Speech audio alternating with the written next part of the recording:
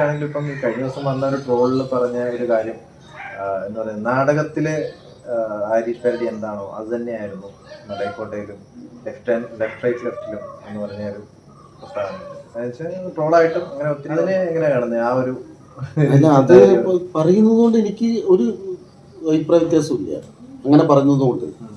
പക്ഷേ ഈ പറഞ്ഞ കക്ഷികൾ ആരാണെങ്കിലും അവരെന്റെ ഏതെങ്കിലും നാടകം കണ്ടിട്ടുണ്ടോ എന്നുള്ളതാണ് ഞാൻ ചോദിക്കുന്നത്. നിങ്ങൾ ഈ പറഞ്ഞ കക്ഷി നഴ്സറി പോവാത്ത കുട്ടിയായിരിക്കില്ല, നഴ്സറി പോകാൻ തുടങ്ങിയിട്ടുണ്ടാവുമെന്ന് എനിക്കറിയില്ല. അവനൊക്കെയാണ് ഇത് പറയുന്നത് എന്നുള്ളതാണ് അതിൻ്റെ ഒരു കഷ്ടകാരം. എൻ്റെ സിനിമ ഒക്കെ ചിലപ്പോൾ കണ്ടിട്ടുണ്ടാവും, പക്ഷെ നാടകം അതന്നെയായിരുന്നു ഇത് എന്നൊക്കെ പറയണ ആ സാധനം കാണണ്ടേ? അത് ഏതാണ് ഇയാൾ കണ്ടത് എന്ന് പറഞ്ഞെന്നാൽ ഞാൻ എന്തായാലും അടുത്ത നാടകം കളിക്കുമ്പോൾ അവർക്ക് കത്ത് കൊടുക്കാം, എന്തായാലും വിളിക്കാം, എന്നിട്ട് കാണാൻ പറയാം. വേണ്ട, ഇവരൊക്കെ പോയിട്ട് ഇവരുടെ ജീവിക്കുന്ന സ്ഥലങ്ങളിലൊക്കെ നാടകങ്ങൾ നടക്കുന്നുണ്ട്, പുതിയ പുതിയ നാടകങ്ങൾ നടക്കുന്നുണ്ട്, നാടകങ്ങൾ നടക്കുന്നുണ്ട്. അതൊക്കെ പോയി കാണാൻ, ഒന്ന് കാണാൻ പറയും, അറ്റ്ലീസ്റ്റ് മനസ്സെങ്കിലും നന്നാവും. ആരിഫ് പാരഡി ഒരു നാടകം കളിച്ച് അതിൽ നിന്ന് വന്ന് സിനിമയിൽ നന്നായിട്ട് പെർഫോം ചെയ്യുന്ന ഒരു വ്യക്തിയാണ്.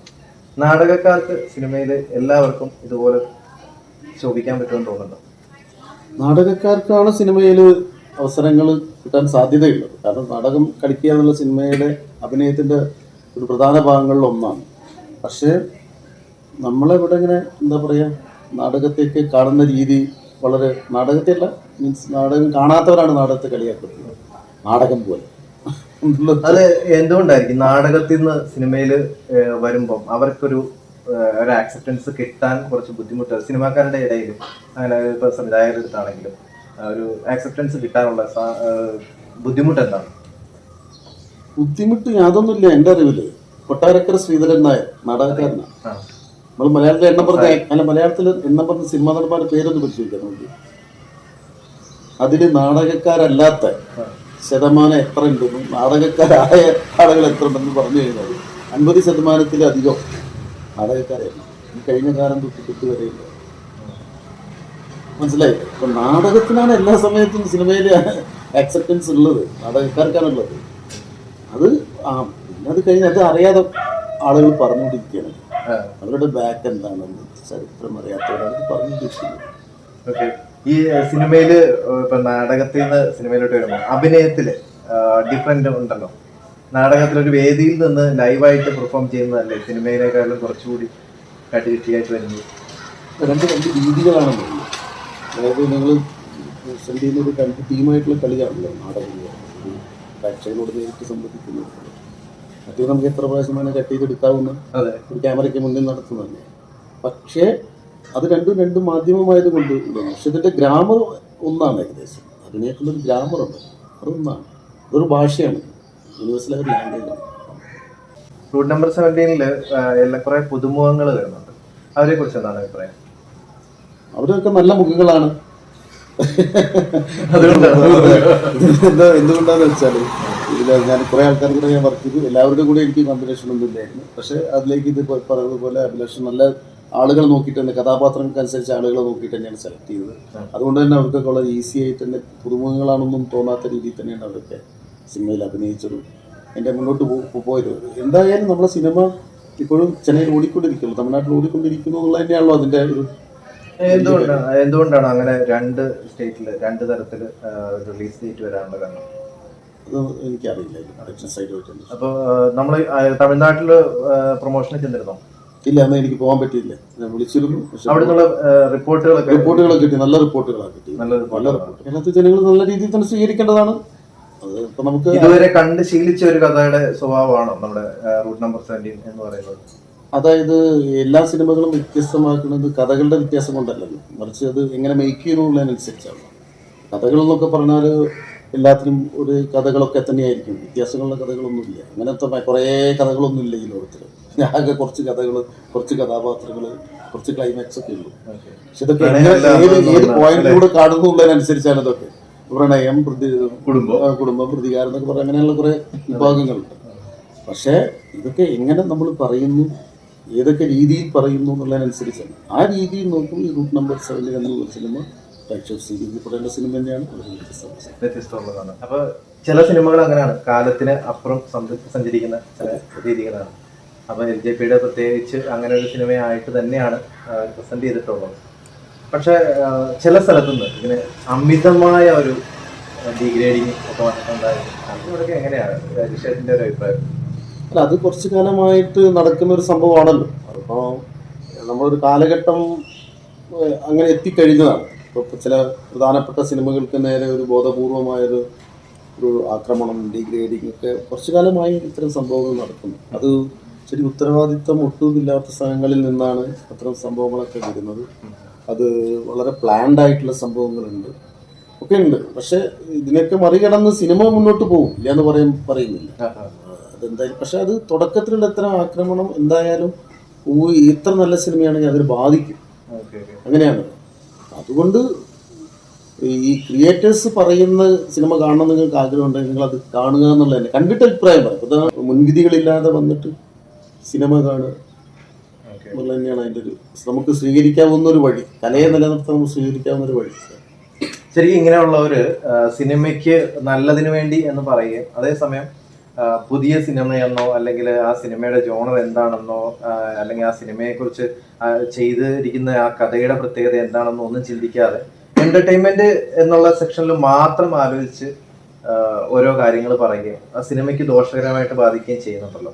അപ്പോൾ നമ്മൾ റൂട്ട് നമ്പർ 17 എന്ന് പറയുന്ന സിനിമയും നാളെ അടുത്ത ദിവസം റിലീസ് ആവുകയാണ്.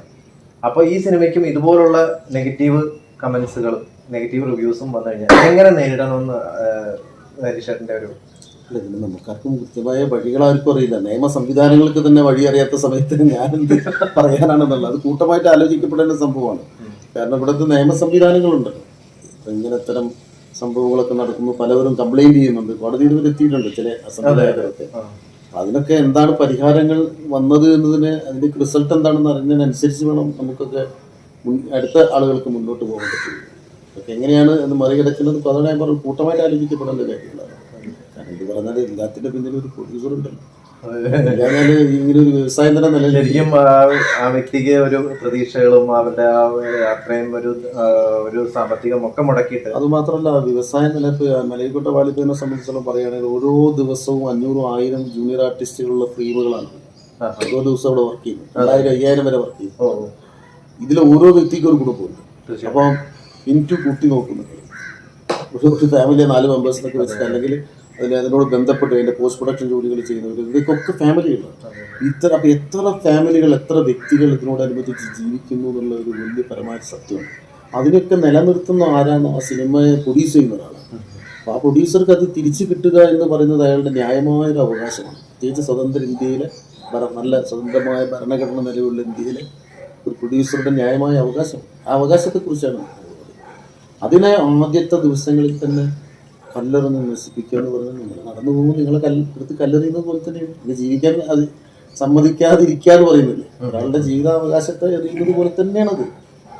ശരിക്കും ഇത് അങ്ങനെയൊക്കെ ആ ഒരു കാര്യങ്ങളൊക്കെ വരുന്നത് സോഷ്യൽ മീഡിയയുടെ ഒരു കടന്നുകയറ്റം ആണെന്ന് തോന്നില്ലേ? കാരണം ഇന്ന് ഇപ്പൊ ഒരാൾ പോസിറ്റീവ് പറയാണ്, ഒരാൾ ഇന്ന് നല്ല കാര്യം ഒരു സിനിമ കണ്ടിട്ടായ ആ സിനിമയുടെ നല്ല കാര്യങ്ങൾ പറഞ്ഞു കഴിഞ്ഞാൽ ആൾക്കാർ അത് കാണാനില്ല. അതേസമയം എന്തെങ്കിലും ഒരു നെഗറ്റീവ് പറഞ്ഞാൽ അത് കുറച്ച് പ്രമുഖരായ ആൾക്കാർ ചെയ്ത സിനിമയെ കുറിച്ച് ഒരു നെഗറ്റീവ് പറഞ്ഞു കഴിഞ്ഞാൽ അത് കേൾക്കാനും ഉണ്ട്, അത് കണ്ട് ആസ്വദിക്കാനും ആൾക്കാർ ഇവിടെ കൂടുതലാണ്.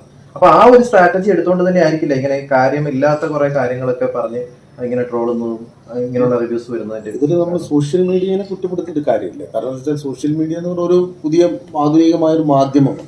ആ മാധ്യമത്തിന്റെ ഒരുപാട് നല്ല വഴികളുണ്ട്. ഇപ്പൊ നമുക്കറിയാം ഒരു ആംബുലൻസ് കടത്തിവിടാൻ ഈ സോഷ്യൽ മീഡിയ മുന്നിലുണ്ടാവും.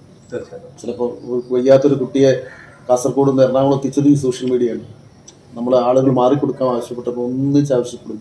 എത്രയോ രോഗികൾക്ക് ഫണ്ട് എത്തിച്ചു കൊടുക്കാറും ഈ സോഷ്യൽ മീഡിയ ചെയ്യാറുണ്ട്. അപ്പം നല്ല നല്ല കാര്യങ്ങൾ, വീടില്ലാത്തൊരു വീട് വരെ ഉണ്ടാക്കി കൊടുക്കാനും സോഷ്യൽ മീഡിയ മുന്നിലുണ്ടാവും. നമ്മളൊക്കെ തന്നെ നമ്മളെ പഴയകാല സുഹൃത്തുക്കളാണെങ്കിലും സൗഹൃദങ്ങളിലൊക്കെ ആരെയും ഇപ്പം നമുക്ക് അധികം കാലമായിട്ട് ഇല്ല, അയാളെ കണ്ടിട്ട് കുറേ കാലമായിട്ട് തമ്മിൽ കണ്ടിട്ട്, പക്ഷെ നമുക്ക് തോന്നുന്നില്ല, ഫീൽ ചെയ്യുന്നില്ല. അതിന് കാരണം സോഷ്യൽ മീഡിയ. അങ്ങനെ എല്ലാവിധ ഇൻഫർമേഷൻ നമ്മൾ ഒരു വിരൽത്തുമ്പിനുള്ളിൽ അപ്പാപ്പം എത്തിച്ചു വിടും. അപ്പം അതിന് ഒരുപാട് നല്ല വശങ്ങൾ ധാരാളമുണ്ട്. പക്ഷെ അതിൻ്റെ ഇടയിൽ ഇത്തരം സംഭവങ്ങൾക്ക് വേണ്ടി അതിന് ഉപയോഗിക്കുന്നു എന്നുള്ളത് നിയമപരമായിട്ടാണ് വരുന്നത്. അതെന്താണെന്നുള്ളത് നിയമപരമായിട്ടാണ് കണ്ടെത്തേണ്ടത്. ഇന്ന് പ്രത്യേകിച്ച് ഒരു വളരെ പ്രശസ്തരായ ആളുകളുടെ ചില സിനിമകളൊക്കെ ഇറങ്ങുമ്പോൾ ഉണ്ടാകുന്ന ആക്രമണം. അപ്പോൾ ഓരോരുത്തരും ഞാൻ ഒരു ബുദ്ധിജീവിയായി മാറുകയാണ്. അവനവന് ഒരു അങ്ങനെ പറയാനുള്ളൊരു അവസരമായിട്ടാണ് അയാൾ കണ്ടത്. അപ്പോൾ അങ്ങനെയൊക്കെയാണ് ഇത് സംഭവിക്കുന്നത്. ഹരീശ്വരനെ പറ്റി ഇങ്ങനെ ആരെങ്കിലും ഒക്കെ റിവ്യൂ പറയുക അല്ലെങ്കിൽ മോശമായിട്ട് കമന്റുകൾ വന്ന് അങ്ങനെ കാണാറുണ്ടോ? അത് എന്നെ ബാധിക്കുന്നതല്ല കേട്ടോ. അത് പറയാനുള്ള സ്വാതന്ത്ര്യം അവർക്കുണ്ട്, അത് അവർ പറഞ്ഞോട്ടെ, ഇതൊന്നും കുഴപ്പമില്ല. അതേസമയത്ത് നമുക്ക് എത്രത്തോളം നല്ല പോസിറ്റീവ് റിവ്യൂകൾ കിട്ടുന്നു, നമ്മൾ അറിയിക്കുന്നു എന്നുള്ളതാണല്ലോ നമ്മൾ നോക്കുന്നത്. എന്നാണ് നമ്മൾ ഊർജ്ജം ഉൾക്കൊണ്ട് പോവുക. അതായത് നമ്മളിലേക്ക് വരുന്ന പോസിറ്റീവ് മാത്രമേ സ്വീകരിക്കാൻ തയ്യാറുള്ളൂ. അത് സ്വീകരിക്കുന്നുള്ളതാണല്ലോ നമുക്ക്. പ്രത്യേകിച്ച് നമ്മളുടെ വിലയിരുത്തലുകളിലൊക്കെ വിമർശനങ്ങൾ എന്ന് പറഞ്ഞാൽ രണ്ട് രീതിയിലുണ്ടാവും. അപ്പോൾ മോശമായിട്ടുണ്ടാവും, മോശമായിട്ടല്ല, നമ്മൾ ആരോഗ്യപരമായ വിമർശനങ്ങൾ അത് നമ്മൾ തീർച്ചയായിട്ടും കാണും. അതിൽ നിന്നും നമുക്ക് ഉൾക്കൊള്ളാൻ ധാരാളം. നിങ്ങൾ ഈ പറഞ്ഞ കക്ഷി നോക്കിയാൽ ആ കൂട്ടത്തിൽ പെടുത്താൻ പറ്റിയ ഒരാളായിട്ട് തോന്നിയിട്ടില്ല.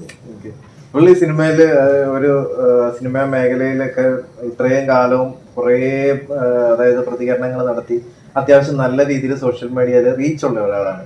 അതേസമയം പുള്ളിയുടെ വീഡിയോസ് എന്ന് പറഞ്ഞാൽ ഇപ്പൊ ഒരു ദിവസം 4 ലക്ഷം പേര് അല്ലെ മിനിമം 4 ലക്ഷം പേര് ആ റേഞ്ചിലൊക്കെ കണ്ടുകൊണ്ടിരിക്കുക.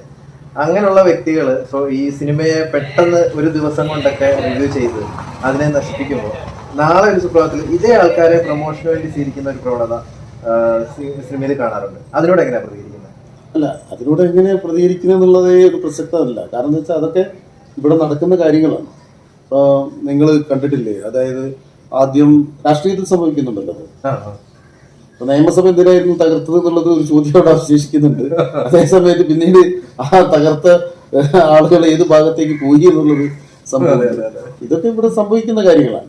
ഇപ്പൊ ഇതിൽ മാത്രമല്ല അത്ഭുതപ്പെടാനുള്ള കാര്യങ്ങളൊന്നും. അല്ല, അപ്പോൾ ഞാൻ ചോദിക്കുന്നത് ശരിക്കും പറഞ്ഞാൽ ഇങ്ങനെയുള്ള മാർക്കറ്റിംഗ് സ്ട്രാറ്റജി മാത്രമല്ലേ അത് എന്നുള്ളതാണ് എന്റെ ആയിരിക്കും. അതങ്ങനെ തന്നെ ആവാനാണല്ലോ സാധ്യത. ഇപ്പൊ നിങ്ങൾ പറഞ്ഞ കക്ഷിയിൽ തന്നെ ഞാൻ ഇപ്പോഴാണ് അറിയുന്നത് ഇങ്ങനെ ഒരു സംഭവം ഉണ്ട്. എന്നോട് ആരും പറഞ്ഞിട്ടില്ല. എല്ലാവർക്കും ദഹിക്കുന്ന സിനിമകളും ഇല്ല, എല്ലാവർക്കും മോശപ്പെട്ടതായിട്ട് തോന്നുന്ന സിനിമകളും ഇല്ല.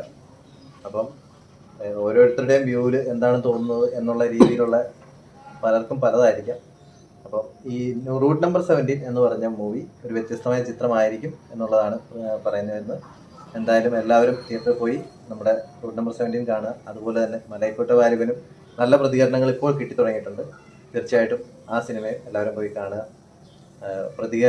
എന്താ പറയുക, മോശമായിട്ട് റിവ്യൂസും കാര്യങ്ങളും ഒക്കെ 100 സ്ഥലത്തു നിന്ന് വരുമായിരിക്കാം. പക്ഷെ സിനിമ എന്നും ഇവിടെ നിലനിൽക്കുന്നുണ്ട്. പണ്ടും ഉണ്ടായിരുന്ന റിവ്യൂ നിരൂപണങ്ങൾ ഇന്നും ഉണ്ട്, അതെന്നും ഉണ്ടാവും.